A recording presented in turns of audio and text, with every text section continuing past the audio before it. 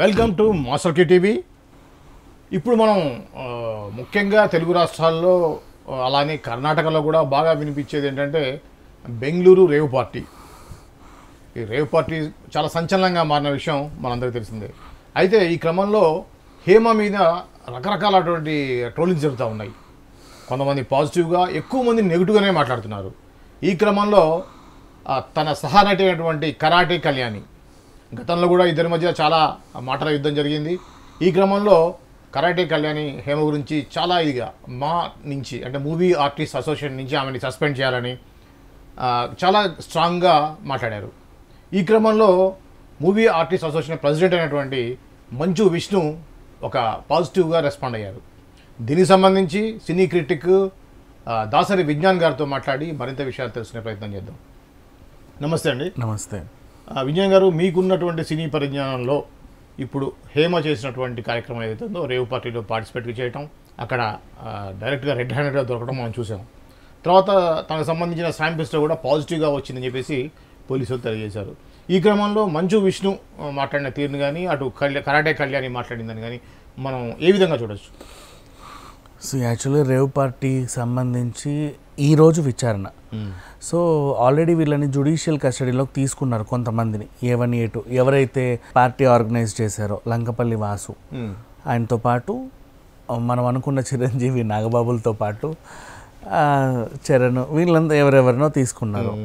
And అలాగే ఆర్గనైజర్స్తో పాటు ఇంకొంతమందిని అంటే పెడ్లర్స్, ఈ డ్రగ్స్ సప్లై చేసిన ముగ్గురిని కూడా తీసుకున్నారు అదుపులోకి.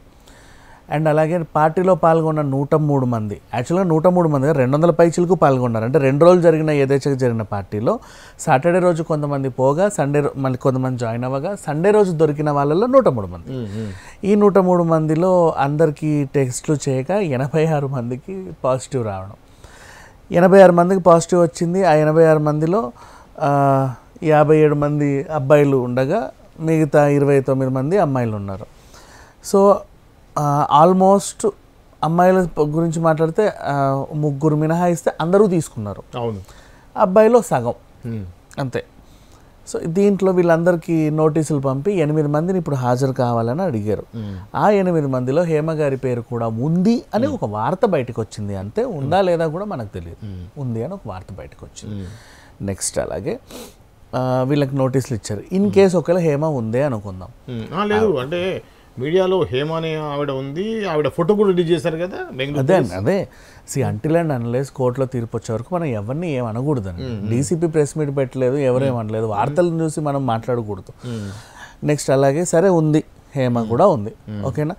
ఆవిడ బాధితురాలా లేకపోతే ఆర్గనైజరా దోష తెలీదు ఇన్ కేస్, అంతే కదా. She's not a peddler.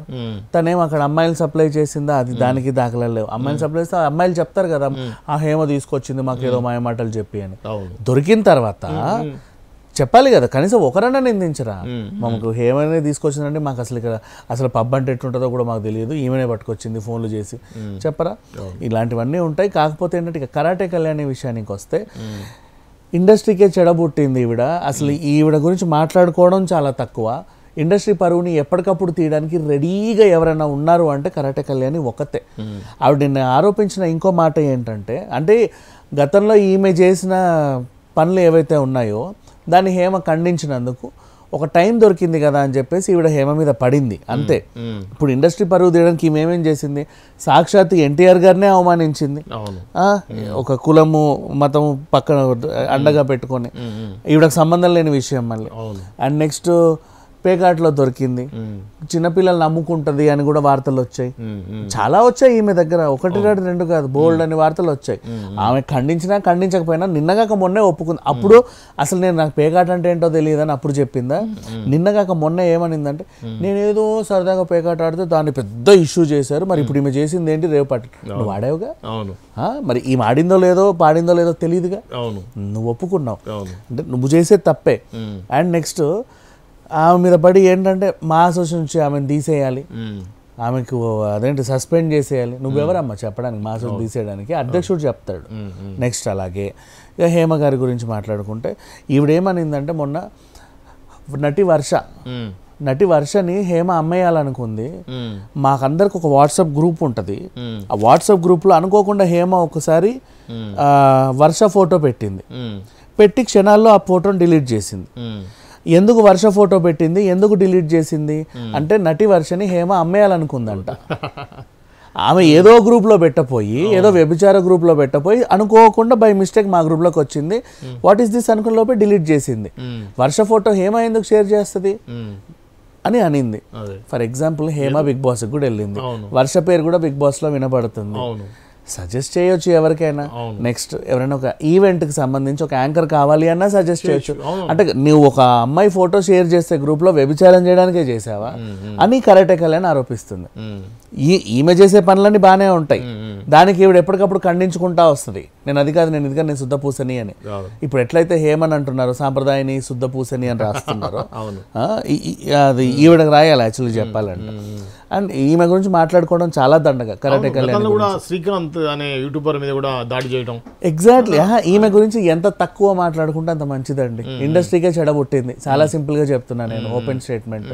ఇకపోతే నాతో కూడా ఒకసారి గతంలో ఎన్టీఆర్ విగ్రహం వివాదంలో కూడా నేను ఈవిడ్ని చెబితే, ఎందుకు అమ్మాయి నీకు అనవసరంగా వెళ్ళి ఎన్టీఆర్ గారి పరువు తీస్తున్నావు, ఏదో అనవసరం అంటే నీకు సంబంధం లేని ఇష్యూ అది, వాళ్ళు ఏదో ఆనందం తట్టుకోలేక కట్టుకుంటున్నారు. అలా బోల్డ్ ఎంతమంది బోల్డ్ రకాలు కట్టుకుంటారు, నీకెందుకు అని అడిగినందుకు నువ్వెవరో నాకు తెలుసు, నువ్వు కెమెరాల దొంగవి నాకు తెలుసు, నీ బతుకు ఎవరికి తెలియదు అన్నట్టుగా నా మీద ఒక వీడియో చేసి రిలీజ్ చేసింది.